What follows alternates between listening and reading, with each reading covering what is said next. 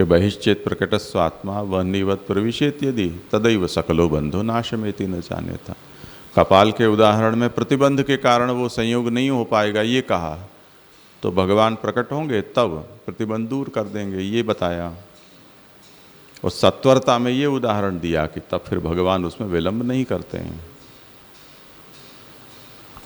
जी जी जी जी लालन जी ने जो अभी प्रश्न पूछा उसके संदर्भ में के, और आपने अंतर्गृह गोपीजनों का जो उदाहरण दिया कि मृत्यु प्राप्त, तो विरह की जो अवस्था मूर्छा तक कही, उसके बाद जो मृत्यु है, तो जैसे गोपीजनों के प्रसंग में आते हैं कि ठाकुर जी अंतर्धान हुए और उनको मृत्यु तक की अवस्था प्राप्त न हो इसके पहले इसलिए प्रकट हो गए कि नहीं तो रसाभास हो जाता, विरह का नहीं रहता। तो अभी हम जो विरह की बात कर रहे हैं और विरह के फल का अनुभव, तो यहाँ तो ऐसा है ना कि उनका देहावसान हो गया, भस्मीभूत हुए, ऐसा मैं गलत समझा? यहाँ जो ठाकुर जी वह्निवत प्रकट हुए उसके अंतःकरण में सारी अविद्या का नाश हुआ, तो उनका देहावसान ही हुआ ना एक टाइप के, ये तो फिर ऐसे शब्द का प्रयोग यहाँ न तो महाप्रभु ने किया है न व्याख्याकार ने करना चाहा है, पर हम समझ सकते हैं। तो फिर वीरावस्था फेल हो गई ना, जो मतलब वहाँ जो देखा गोपीजनों की अवस्था में, तो ठाकुर जी का प्रकट होने का कारण यही था कि नहीं तो विभत्स रस प्रकट होगा अगर मृत्यु प्रकट होकर ही तो कर रहे हैं ना। ये प्राकट्य नहीं होता, जैसे अंतर्ग्रहता को तो आंतर ही संयोग का अनुभव हुआ, बहिर्न हुआ, तो उनकी वो गति हुई थी। यहाँ तो भगवान प्रकट होंगे, जो तो क्षणिक प्रकट हुए वही उनका फल है। हाँ, तो मतलब उसको भले उसके बाद मृत्यु हुई, मतलब जो ठाकुर जी के तो बाद ही होगी ना, तो हाँ, तो उसकी वजह से उसको उसमें नहीं।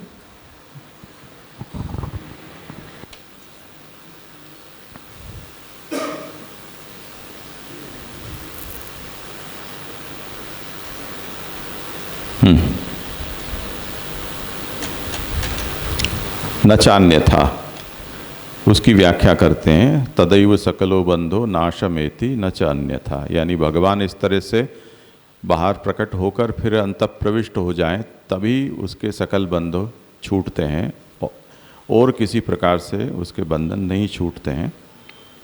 तो और किसी प्रकार से का मतलब ज्ञान मार्गीय प्रकारेण न एवं, ज्ञान मार्गीय प्रकार से ऐसे बंधन का नाश कभी किसी का नहीं होता है, यानी ज्ञान मार्ग में नहीं होता है।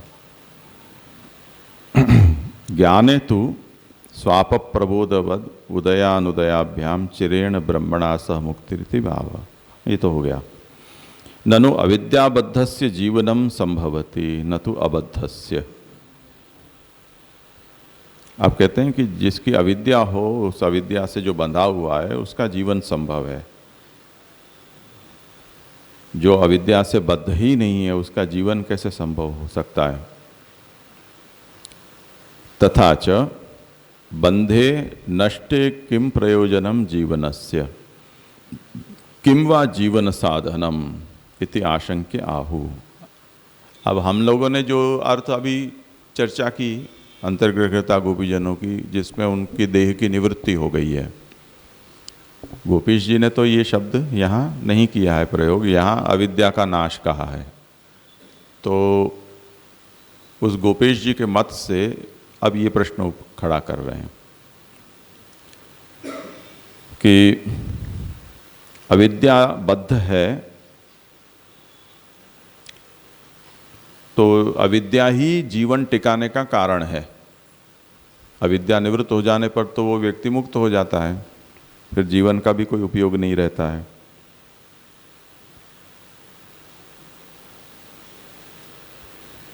पंक्ति खो जाती है। हाँ, न तो अबद्धस्य तथा च बंधे नष्टे किम प्रयोजनम जीवनस्य। अब जिसके सन्मुख भगवान प्रकट हो गए और जिसके सब बंधन नष्ट हो गए, अब उसको जीवन का क्या उपयोग बचा। किम वा जीवन साधनम, और अब जीवन टिकाने के लिए फिर साधन भी क्या रहेंगे, ये आशंका होती है। तो गुणास्तु संगराहित्या जीवनार्थम भवन्ति ही, इस पंक्ति से उसका समाधान करते हैं। ये जो तु पद है वो व्यावर्तक है, तु शब्दात कारणांतर व्यावृत्ति ही, यानी अब जो जिसके सम्मुख भगवान एक बार प्रकट हो चुके हैं, साक्षात्कार जिसे हो चुका है, उसके सभी अविद्यादि बंध छूट चुके हैं। ऐसा जो भक्त है, प्राप्त संयोग भक्त, उसके तो गुणास्तु संगराहित्या जीवनार्थम भवन्ति ही। भगवान के जो गुण हैं, वो गुण उसको जीवन के टिकाने वाले बने रहेंगे। इन गुणों के अतिरिक्त और कोई कारण से उसका जीवन टिकेगा नहीं। यानी अब वही सांस उसकी ये है, गुण भगवान के, उसी से उसकी सांस चलेगी। भगवत गुणा एव जीवनम संपादयन्ति, भगवान के गुण ही उसके जीवन को टिकाए रखेंगे। ही निश्चितोयम अर्थः, इसमें जो ही पद है वो ये निश्चित बात है, इस बात को कहने के लिए। इस पर शंका करते हैं कि ननु गुणा किमर्थम जीवयन्ति, गुण क्यों इसको जिलाएंगे? तो कहते हैं संगराहित्यात्, संगराहित्यात् विरहात् प्रयोजनी भूताद इत्यर्थः। अब इसने और किसी का तो संग रखा ही नहीं है, चाहता भी नहीं है, तो इसका सहारा एकमात्र भगवान के गुण ही है। एक बात। दूसरा, प्रयोजनी भूतात्, भगवान ने इसको इस अवस्था में किसी खास प्रयोजन से स्थापित किया है। जैसे उद्धव जी ने कहा कि आप पधार रहे हो, मुझे छोड़कर क्यों जा रहे हो, मुझे भी ले चलो।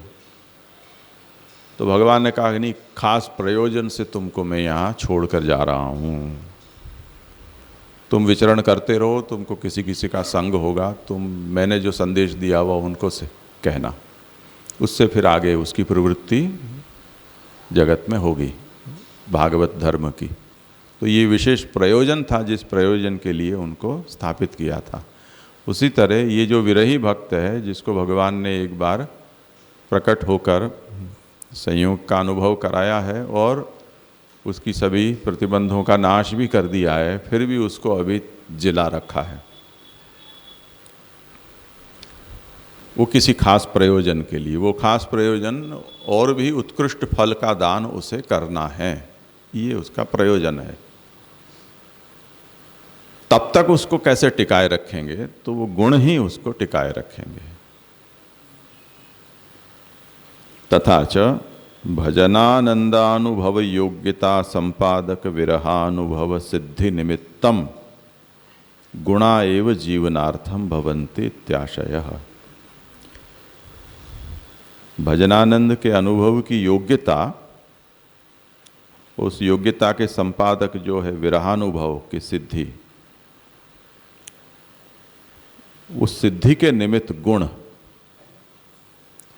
थोड़ा लंबा समास है, अन्वय ऐसे समझो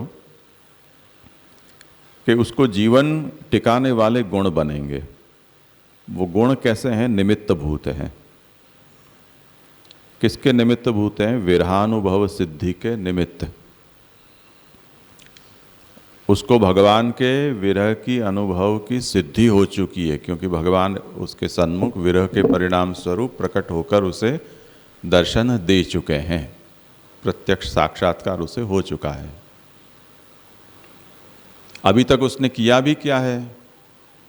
वही तो भगवान के गुणों को भावन की है उन्होंने। तो जिसके सहारे अभी तक वो टिका है, वो ही अब उसको आगे भी टिकाए रखने में निमित्त भूत होंगे। अब कहते हैं कि ननु सर्वसमर्थो भगवान यथा गुणैर्जीवयति तथा संयोगेनैव कुतो न जीवयति। अरे भगवान जब इतना कर सकते हैं तब उसको संयोग ही प्रदान कर दें, गुणों पर क्यों लटका रखें? तो कहते हैं कि यत किंचित स्वास्थ्यम अपि स्याद इत्याशंक्या हो, अगर संयोग प्रदान कर देंगे तो थोड़ी स्वस्थता भी उसको हो जाएगी, पूर्ण संयोग प्रदान कर देंगे तो अब उसका समाधान करते हैं कि भगवान फल रूपत्वात् नात्र बाधक इष्यते। भगवान फल रूप हैं और फल का फलत्वेन आस्वादन कैसे करना कराना चाहिए उसका भगवान को बहुत अच्छी तरह से ज्ञान है। इसलिए भगवान इस फलानुभूति में मध्य में प्रकट होकर या संयोग देकर विक्षेप पैदा नहीं करना चाहते या रसाभास पैदा करना नहीं चाहते हैं। जैसे रसोई हम बना रहे हों, जिनको निमंत्रित किया हो, कुछ रसोई हो गई हो, कुछ रसोई बाकी हो, आने वाला है वो कहे कि मुझे बहुत भूख लगी है, दे दो खाना। हम ये कहेंगे कि अभी पूरी तौर पे तैयारी नहीं हुई है, तो कहे जो हो सो दे दो, चलेगा, इतनी भूख लगी है। अब यदि हम उसमें ऐसा कर देते हैं,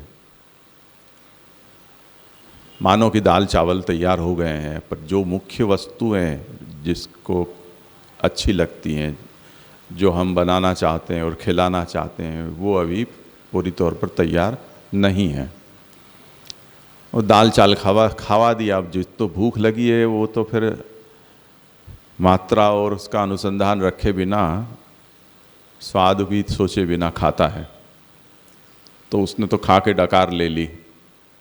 जैसे ही उसने भोजन खत्म किया, सो ही हमने जो सोचा था वो तैयार होकर हम उसको ला कर दें कि अरे ये तो मुख्य वस्तु थी जिसके लिए आपको बुलाया था, अब आपको ये खाना पड़ेगा, अब तो आज नहीं खा सकता। तो ये जो फलानुभूति है उसमें बीच में ऐसा कोई फल हम दे दें कि जिस फल से मुख्य फल में के आस्वादन में रुचि हमारी समाप्त हो जाए, तो ये रसाभास हो गया। तो भगवान ऐसा नहीं करते हैं, भगवान फल रूपत्वात्। तो वो बताते हैं कि भगवान सर्वसमर्थ हैं, गुणों से भी जिला देते हैं। स्पीकर माइक बंद कर दो ना, किसी का चालू है। तो संयोग प्रदान करके ही उसको क्यों नहीं जिवाते हैं, जिससे उसको स्वस्थता मिले। तो अब उसका समाधान करते हैं कि भगवान फल रूप हैं, तो वो फलानुभूति में बाधक भगवान बाधा स्वयं पैदा नहीं करते हैं। यदि संयोगम संपादयेत तदा भजनानंदानुभव योग्यता जनक विरह नाश जननेन अस्वास्थ्यापगमात् स्वयमेव प्रतिबंधकस्यात्। भगवान पूर्ण संयोग प्रदान यदि संपादित कर देते हैं, तब क्या होगा कि जिस विरह के कारण भजन के आनंद का अनुभव की योग्यता उसके भीतर आई है, उस विरह का पूर्णतया नाश हो जाएगा। उसके कारण जो विरह में जो अस्वस्थता आई थी, वो अस्वस्थता भी दूर हो जाएगी। तब तो भगवान प्रकट होकर खुद ही प्रतिबंधक हो गए, ऐसा सिद्ध हुआ। तो जिसको आपने जिस खास व्यंजन को चखाने के लिए या खिलाने के लिए बुलाया था, उसके स्थान पर बीच में कुछ और खिला दिया, तो मुख्य व्यंजन के आस्वाद से ही उसको आपने वंचित कर दिया। ये हो गया। जैसे यहाँ जो कहा ना, गुण से उसकी स्थिति बनी रहेगी, तो 9वें श्लोक में कहा था कि गुणाष्ट तैसे बाधक है, और यहाँ पर साधक जैसा लग रहा है। वो अलग गुण है, ये अलग गुण है। वो निर्गुण अक्षर ब्रह्म, हाँ, और यहाँ भगवत गुण। वो गुण तो प्राकृत गुण कहा ना, सत्व रजस तमो गुण है। निर्गुण वाले भी, मतलब जो अक्षर आत्मा, अक्षर ब्रह्म से एकत्व वाले जो गुण हैं, वो भी उधर, वो तो ज्ञान में आया। ज्ञान में।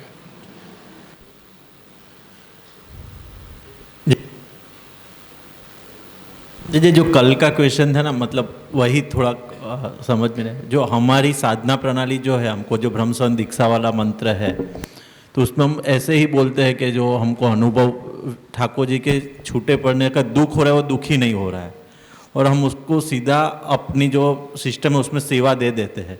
तो यहाँ जो क्वेश्चन आया कि उसको अगर वो दुखी है भी एक्चुअल है नहीं, हम तो खाली बोल ही रहे, हमको वो दुख तो हो ही नहीं रहा है कि ठाकुर जी से अलग होने का दुख भी हम भूल गए हैं, तो हमको तो वो दुख हो ही नहीं रहा है। लेकिन हमारी जो साधना प्रणाली में हम सीधा प्रणाली में ऐसा है कि ठाकुर जी पधरा देते हैं, मतलब फल ही दे देते हैं, और फिर सेवा का क्रम शुरू होता। यहाँ जो आया पक्ष कि अगर ठाकुर जी स्वयं प्रकट हो जाते हैं उसको वो दुख का अनुभव करने में, तो उसको वो जैसे आपसे ने भी उदाहरण दिया कि कच्चा दिया है और कच्चा ही खिला दिया, तो उसको जो फल मिलना चाहिए, मतलब स्वादिष्ट भोजन, उसका तो उसको रहेगा ही नहीं।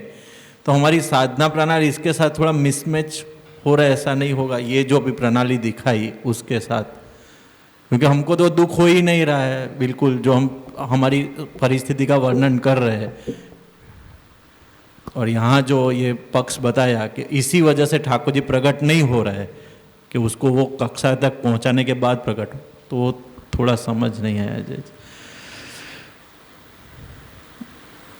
जो व्यावृत्त भगवत सेवा से रहित जीव है, यहाँ सब उसकी प्रक्रियाएं बताई जा रही हैं।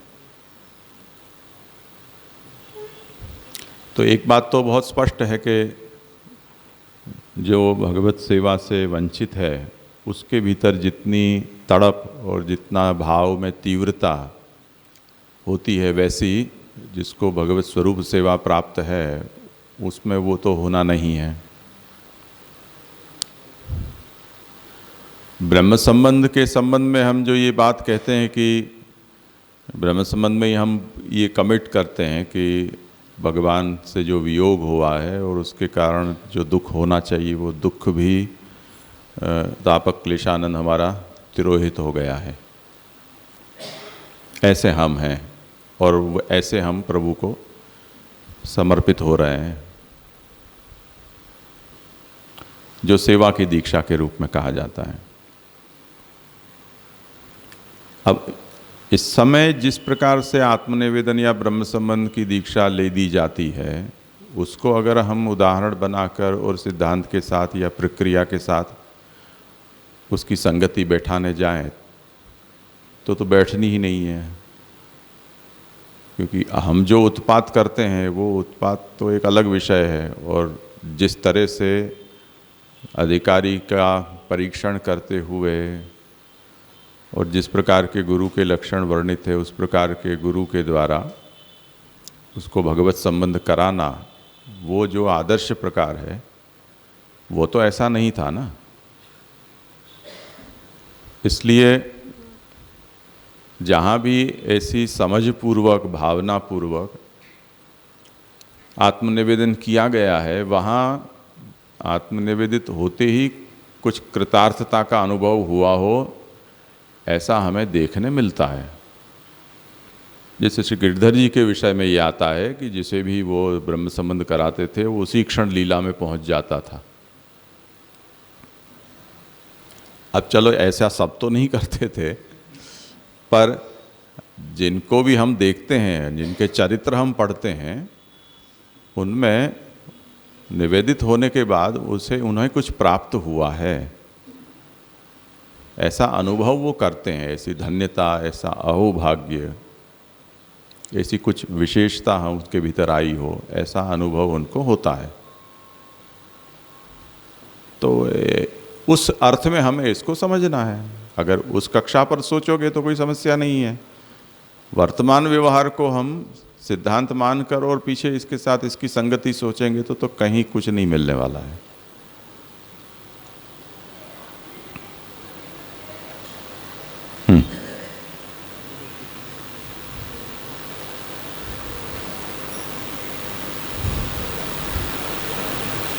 तो भगवान फल रूपत्वात् नात्र बाधक इष्यते तथा च फल रूपस्य सस्य सप्राप्तौ प्रतिबंधकत्वम नहीं।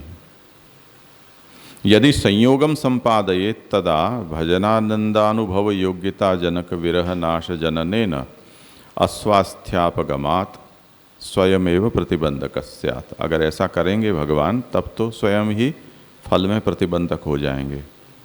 तथा च फलरूपस्य स्वस्य स्वप्राप्तौ प्रतिबंधकत्वम न उचितम। जो उत्कृष्ट संयोग स्वरूपानंद या भजनानंद भगवान आगे देना चाहते हैं, ऐसे फल में भगवान स्वयं प्रतिबंध नहीं होते। ये उसका कारण है। इसलिए संयोग देकर उनको स्वस्थ बनाना प्रभु नहीं चाहते हैं। ननु अतिक्लेशाद कदाचित धैर्येण अस्य मनसि फलप्राप्ति संदेहोदयजन्यम अस्वास्थ्यम स्यात् तन्निवृत्त्यर्थम संदेह निवारकम वचनम वक्तव्यम। यथा ब्रह्मानंद दानार्थम यतमानम नारदम प्रति गंता मज्जनतामसि इत्युक्तवान तथा इत्याशंक्याहु। अब कहते हैं कि चलो प्रकट नहीं हो कोई बात नहीं, पर जिसको इतना तीव्र विरह का अनुभव हो रहा है और समय बीतता जा रहा है, उससे ये मन में आशंकाएं हो रही हैं कि फल प्राप्त होगा या नहीं होगा इस जन्म में। तो भगवान जैसे नारद जी के सन्मुख प्रकट हो गए थे, आकाशवाणी के द्वारा उनका समाधान कर दिया था, जिससे उनको धैर्य हो गया। ऐसे इस भक्त को भी भगवान किसी तरह ऐसा संकेत कर दें जिससे कि उसको थोड़ा आश्वासन मिले। तो कहते हैं कि नहीं, वो भी नहीं करते हैं। स्वास्थ्य वाक्यम न कर्तव्यम। भगवान ऐसे भक्त को स्वस्थता प्राप्त हो ऐसे वचन भी नहीं कहते हैं। कर्तुमेव योग्यम न भवति यतो यम दयालुः। भगवान को ऐसा करना बिल्कुल ठीक नहीं है, क्योंकि भगवान दयालु हैं, अनुग्रह करता है। यतश्च स्वयं न विरुध्यते। इसलिए जो खुद करना चाहते हैं उससे विरुद्ध कार्य भगवान कैसे कर सकते हैं? तब तो फिर दयालु नहीं रह जाएंगे।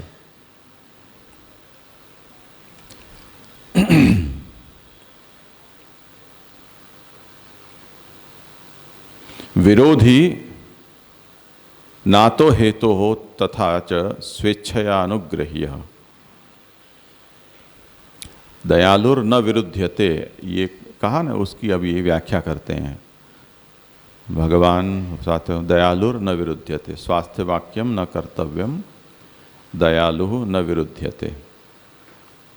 विरोधी न, भगवान उसके विरोधी नहीं है। अतो हेतु, इसलिए। और स्वेच्छयानुग्रह्य दुर्लभ परित्याग पर्यंतम सर्वम संपादितवान। भगवान ने अपनी इच्छा से अनुग्रह करके दुर्लभ ऐसे परित्याग करवा कर सब कुछ अभी तक सब ठीक ठाक चलवा दिया है किसी तरह से। अतो दयालु, इसलिए भगवान इस भक्त के ऊपर शुरू से बड़ी दया दृष्टि रख रहे हैं। यतश्च स्वप्रापक भावोत्पत्तौ प्रतिबंधकम न कृतवान। और खुद की प्राप्ति में जो भाव की उत्पत्ति है उसमें भी अभी तक भगवान ने कोई भी प्रतिबंध डाला नहीं है। अतो अविरोधी, इसलिए भगवान इस विरही त्यागी भक्त के अविरोधी हैं। इत्थंच अविरुद्धानुग्राहको भगवान, इसलिए भगवान इसके अविरुद्ध भी हैं और इसके ऊपर अनुग्रह करने वाले भी हैं। वो तथैव मनः प्रेरयति यथा न संदेहोदयः। तो वो भगवान भी उसके मन को उसी तरह से प्रेरित करते रहेंगे जिससे कि उसके मन में ये संदेह न हो कि मुझे फल प्राप्ति होगी या नहीं होगी। ये भी भगवान ही स्वयं कर देंगे। न च तज्जन्यम अस्वास्थ्यम, उसके कारण उनके भीतर कोई अस्वस्थता पैदा हो ऐसा नहीं करेंगे। तादृश वाक्यम प्रयोजनाभावात् न कर्तुम उचितम। तो इस प्रकार के वाक्य बोलकर उसके भाव को न तो शांत करेंगे न आश्वासन देंगे, क्योंकि ऐसा कुछ भी करना यहाँ आवश्यक नहीं है। तो दुर्लभोयम, अब इसका उपसंहार है, स्वास्थ्य वाक्यम न कर्तव्यम दयालु न विरुध्यते। इदानीम प्रकृति परित्यागाधिकारम वदन्तः उपसंहरन्ति। इस प्रकार ये जो विरहानुभवार्थ भक्ति मार्गीय त्याग है, उसमें जिसका अधिकार है, उस अधिकार को बताते हुए इस विषय का उपसंहार करते हैं कि दुर्लभोयम परित्यागः प्रेम्णा सिद्ध्यति नान्यथा। ज्ञान मार्गीय वैराग्यमेव अत्र व्यसन रूपम प्रेम साधकम। ज्ञान मार्ग में जो त्याग होता है उसमें वैराग्य को साधन माना जाता है, और भक्ति मार्गीय ये जो परित्याग है उसमें व्यसन रूप प्रेम है, उसको साधक माना जाता है। यानी ये परित्याग व्यसन पर्यंत भक्ति की वृद्धि हो जाने के बाद ही संभव है, ये उसका अधिकारी हुआ। तथा च प्रेमवान अधिकारी, इससे ये सिद्ध हुआ कि ये व्यसन रूप प्रेम है, वो जिसके भीतर सिद्ध है, प्राप्त है, वो इस त्याग का अधिकारी है। तो दुर्लभोयम परित्याग प्रेमणा सिद्ध्यति नान्यथा। अब नान्यथा जो है उसकी व्याख्या करते हैं कि प्रेमा भावे अयम परित्याग सिद्धत्येव न। प्रेम न हो तो ये जो परित्याग है वो सिद्ध ही नहीं हो सकता है। दुर्लभो भगवद अनुग्रहीक साध्यत्वात् दुष्प्रापः इत्यर्थः। इसे दुर्लभ इसलिए कहा है कि ये तो केवल भगवान के अनुग्रह से ही साध्य है और दुष्प्राप्य है, कठिनता से प्राप्त हो ऐसा है। इसलिए यहाँ पर ये जो भक्ति मार्गी परित्याग है उसका निरूपण संपन्न होता है। प्रणाम जी। यहाँ जो नारद जी का प्रसंग आया तो वो वहाँ पर उनको स्वस्थता प्रदान करी, तो वो क्या अधिकार भेद है या अपवाद है? नारद जी को भगवान ने इसलिए दी कि नारद ये व्रजभक्तों की तरह तो उनको भगवान फलदान करना चाहते नहीं हैं। आगे जाकर उनको पार्षद के रूप में स्थिति हो जाएगी, और उसके बाद भी जैसे अन्य जो भगवत लीला में स्थित जीव हैं जिनको निरंतर भगवान का संयोग प्राप्त है, ऐसा नारद को तो प्राप्त होना भी नहीं है। उनको तो भगवत आज्ञा और भगवान के मन को जानकर जो जो भगवान लीला करना चाहते हैं उनके लिए सब खटपट करनी है, सब लोकों में भ्रमण करना है। तो वैसा फलदान भगवान करना चाहते भी नहीं है, तो उसके वो अधिकारी नहीं है। तो क्यों भगवान उनको व्रज भक्तों की तरह फलदान करें। जी। और एक यहाँ पर जो दुर्लभ हो एवं परित्याग, ये जो कंक्लूजन किया, तो मतलब ये जीव जो है जो परित्याग कर चुका है, जो महाप्रभु उसकी प्रशंसा भी कर रहे हैं, तो जो विकलत्व अस्वस्थ जो भी है दिखता है वो दुखात्मक नहीं है, वो सिर्फ आनंदात्मक ही है, संयोग और विप्रयोग दोनों।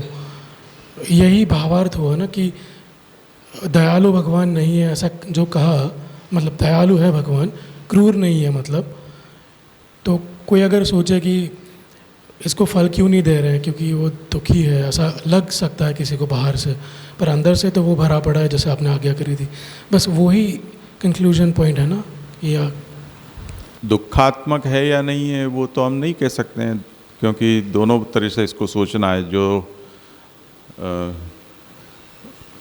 एक थर्ड पर्सन है जो ऐसे विरही त्यागी भक्त को विकल और अस्वस्थ देख रहा है, तो उसकी दृष्टि में वो दुखी है। लौकिक मानव कोई व्यक्ति है, भक्त कोई है, वो विरही भक्त को देख रहा है जिसे संयोग प्राप्त है, उसको तो ये लगेगा कि ये इसको आदिदैविक दुख तो है ही, विकलता और अस्वस्थता का। और जो इस दुख का अनुभव कर रहा है, यानी दुख का मतलब मुझे भगवान का संयोग प्राप्त नहीं है, ऐसा दुख भगवान से दूरी का, वो उसे ऐसा दुख नहीं मानता है कि उस दुख का निवारण किसी भगवान के प्राकट्य के अलावा और कोई उपाय से भी हो जाए। जैसे भूख लगी है और खाना तो मैं समोसे चाहता हूँ, पर नहीं है तो खिचड़ी ही दे दो, तो उसको तो समोसे की भूख है तो वो समोसे से ही मिटेगी। आज इतना हंस क्यों रहे हो, खाकर आए हो? ओहो अच्छा अच्छा। तो तात्पर्य ये है कि वो दुख उसको अभिलषित है, और वो ये सोचकर उस दुख को स्वागत करता है कि इसी दुख से जब मुझे भगवान प्राप्त होंगे तो कितना सुख मिलेगा। तो प्रकारांतर से वो इस दुख के निवारण का प्रयत्न नहीं चाहता है, समाधान नहीं चाहता है। तो दुख रूप तो है ही, उसको हम सुख रूप कहना चाहें तो कह सकते हैं कि भी अभिलषित होने के अर्थ में या अनिवर्तनीय होने के अर्थ में वो दुख सुख है। जैसे सुख चाहते हैं ऐसे ये दुख भी अभिलषित है, पर हम उसकी परिभाषा अगर करना चाहें, नहीं तो फिर वो विरह दुख या विरह ताप या विरह क्लेश, इन शब्दों को हमें बदलना पड़ेगा अगर हम बहुत सीरियसली इसको सुख रूप कहना चाहते हैं। तो प्रशंसा के अर्थ में ये सुख रूप है तो दुखी। जी मन, जैसे हम मिर्ची खाते हैं तो जिस प्रकार की जीभ पर चिरमिराहट होती है या छींकें आती है, नाक आँख में से पानी गिरते हैं, देखने वाला तो कोई भी कहेगा ना, और अगर शरीर शास्त्र कहेगा तो भी ब्रेन को जो मैसेज जाते हैं वो तो पीड़ा के ही जाते हैं, तभी तो उसके ये रिएक्शंस हैं। तो मिर्ची खाने पर या बहुत ज़्यादा गर्म या बहुत ज़्यादा ठंडा लेने पर शरीर तो उसको पीड़ा के रूप में ही लेता है, हमारा मन। अब हमें उसमें आनंद आता है, और जो पीड़ा को भी हमने सुख मान लिया है वो एक हमारी तामसी सोच है। सर्वार्थान विपरीतांश्च, बुद्धि जब सब को उल्टा लेना शुरू कर देती है तो वो तामसी बुद्धि कही जाती है। तो दुख को भी सुख मान लेना, अधर्म को धर्म मान लेना, असत्य को सत्य मान लेना, ये तामसी बुद्धि का परिणाम है। तो जिनको इतना तीखा में, इतना गर्म में सुख मिलता है तो वो तामसी वृत्ति है। जी जैसे इसमें मतलब यहाँ पर जो उसको भक्ति रस की निष्पत्ति हो रही है, संयोग हो गुणगान करके या फिर विकल होगा विरह में, दोनों अवस्था में वो इन जनरल तो हैप्पी है बिकॉज ऑफ भक्ति रस, वैसे कह सकते हैं? नहीं, मैं समझा नहीं, क्या भक्ति रस मतलब जैसे आगे कही थी ना कि गुणगान अगर करता है वो तो उसको भक्ति मतलब रस ज़्यादा निष्पन्न होता है। मतलब आप जो श्लोक में आया था कि भगवान यहाँ जो प्रकट क्यों शब्द नहीं हैं होते? वो ही बोलो ना, अपने शब्दों में मत कहो तो गड़बड़ हो जाएगी। यहाँ जो है उसमें से प्रश्न हो तो वही पढ़ो। भगवान फल रूपत्वात् नात्र बाधक इष्यते, तो उस टाइम पे ऐसे विवेचना करी थी कि भगवान फल रूप होके वो प्रेजेंट नहीं हो जाते क्योंकि वो बाधक नहीं करना चाहते वो जो अवस्था है उसमें। तो वो अवस्था फॉर जो भक्त है, जो ये अनुभव कर रहा है, उसके लिए तो अच्छी अवस्था है, मतलब दुखात्मक नहीं है, आनंदात्मक है। ये भक्त की ओर से नहीं है, ये तो भगवान की ओर से सोचने का विषय है। भक्त को तो इस विषय का पता ही नहीं है ना कि भगवान पधारेंगे तो क्षण मात्र के लिए पधारेंगे या हमेश के लिए पधारेंगे या मुझे यहाँ से ले जाने के लिए पधारेंगे, वो तो उसको कुछ पता नहीं है। वो तो उसे तो ये चाहिए कि भाई मुझे प्रकट मड़े सुख था है, दूसरा कुछ नहीं।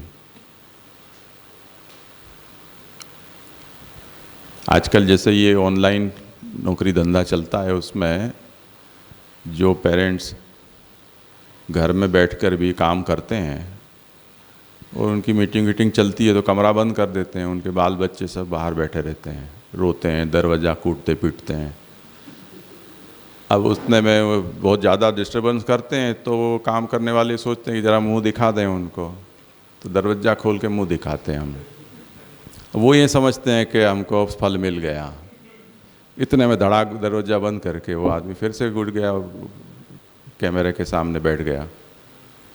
तो उनका रोना धोना फिर से शुरू हो जाता है।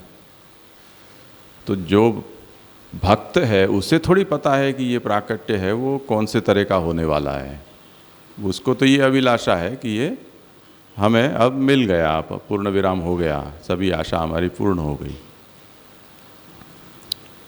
तो भगवान ऐसा नहीं करते हैं, क्योंकि क्षणिक आशा जगाकर फिर से निराशा में डाल देना, उससे पता नहीं कि उसका क्या रिएक्शन आएगा। वो तो जैसा व्यक्ति होगा ऐसा है, रोज की आदत पड़ जाएगी तो हो सकता है कि वो दरवाज़ा ठोकना ही बंद कर दे।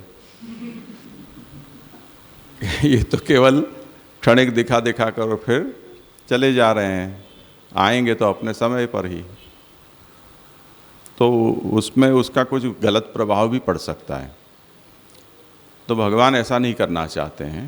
भगवान ने जो एक बार किया है वो उस आग को जलाने के लिए किया है। अब तो फिर पूरी शांति जब करनी है तभी भगवान आएंगे, ऐसा इसका मतलब है।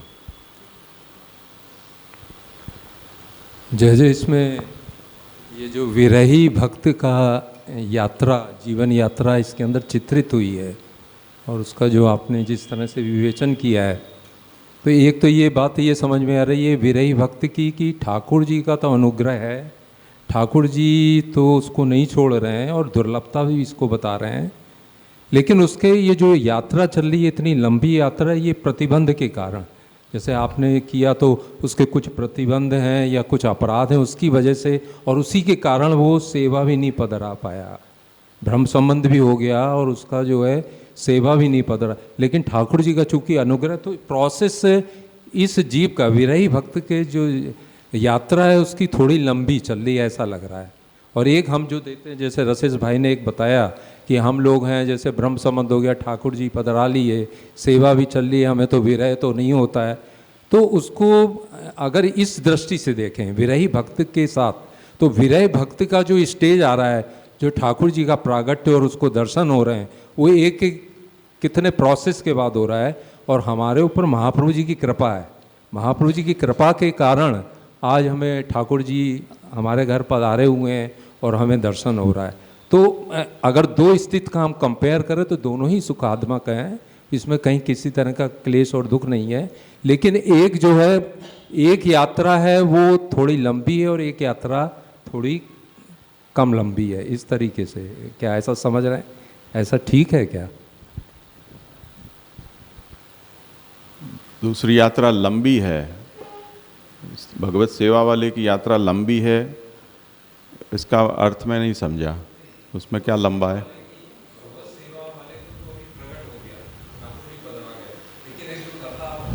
माइक में ही बोलो ना। जो एक कथा पक्ष वाला जीव है जो श्रवण कीर्तन पर है, तो उसका जो यहाँ चित्रण किया है उसी के बारे में सारी यहाँ पर चर्चा चल रही है। तो उसके हिसाब से देखें तो जब अपने जो ऐसे भक्त जिसको ठाकुर जी घर पे पधारे हुए हैं और उसको उसका सुख भी मिल रहा है ठाकुर जी के दर्शन का, और उसका उससे जब उसको कंपेयर करते हैं जो विरही भक्त है, उसके परिप्रेक्ष्य में हम बता रहे हैं। ऐसा इसमें समय की दृष्टि से लंबा छोटा सोचना मुझे लगता है कि इतना आवश्यक इसलिए नहीं है कि जिनको रास में बुलाया वो रास में पहुँचे, फिर वापस घर चले गए, भगवान मथुरा पधार गए, वहाँ से द्वारका पधार गए, वो वहीं के वहीं रहे, फिर कुरुक्षेत्र में मिले, बीच में कहीं नहीं मिले। तो जिनको संयोग कहकर हम ये कह रहे हैं कि इनको तो बड़ा सौभाग्य मिला है, उनको तो ठेंगा दिखाया है, और जो रास में नहीं आ पाए उनका तो तत्क्षण भगवान में सायुज्य हो गया, जो कभी उनसे अलग नहीं हुए। तो उल्टा लगता है मुझे तो, अगर हम समय को नापें तो विरही को खुद को समय ज़्यादा लगता हो क्योंकि विरह है, तो लगता ही हम ट्रेन की बाट देखें तो 1 मिनट भी 1 घंटा लगती है, तो जो बाट देखता है उसको तो समय लंबा धीरा चलता है उसका। पर जो सिद्धि की जहाँ तक प्रश्न है प्राप्ति की, वो तो विरही को संयोग वाले से ज़्यादा तीव्रता से और शीघ्रता से फल प्राप्ति होती है। क्योंकि हम ये भले कह दें ऐसी प्रौढ़ी से कि हमारे माथे ठाकुर जी विराजते हैं और हमें तो संयोग प्राप्त है, पर वो जो संयोग, जो गज्जन धावन वाला संयोग है कि पान लेने जाएं तो ही बेहोश होकर गिर पड़ें, संयोग तो उसने जाना है सच्चा। हम कौन सा संयोग जान रहे हैं? साक्षात जान पा रहे हैं उनको? तो फल फलित होए फल रूप जाने, फल तो मिल गया पर उसको फल जाने तो फलित होगा वो। बाकी भगवान मूर्ति को हम पधरा कर बैठे और ये सोचें कि हमारे घर में है, वो कहना सरल है, उसको उसका अनुभव करना बहुत दुर्लभ वस्तु है। सुंदर बात। ठीक है, तो यहाँ अभी समय भी हुआ है, यहाँ विराम रखते हैं, आगे फिर वो तो जाएगा ग्रंथ मुझे लगता है।